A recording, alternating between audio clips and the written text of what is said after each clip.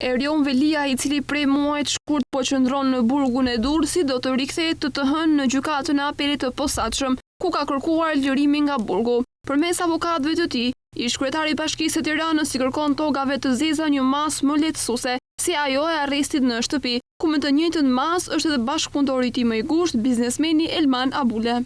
Me 22 maj, SPAK njoftoi se ndaj Erion Veliaj dhe Ajola Zozës ishte regjistruar një procedim i ri. Bëhet fjalë për veprën penale të fshehjes së pasurisë, pasi dyshohen se gëzojnë pronësi faktike në 2 pasuri që nuk i kanë deklaruar, një prej të cilave shtesë që janë fqinj me apartamentin që ndodhet në Selit, në rezidencën Kodra e Diellit në pronësi të tyre. Erion Velia u ndalua në 9 shkurt, kur agentët e BKH-s i shkuan në zyrë për të komunikuar masën e sigurisë arrest në burg. Pjesë e hetimit të dosjes është edhe bashkëshortja Ajola Zoza, si dhe 6 biznesmen. Këta të fundit dyshohet se kanë përfituar fonde publike nga Bashkia e Tiranë, që më pas janë shpërndar në OJF të ngritura nga Zoza.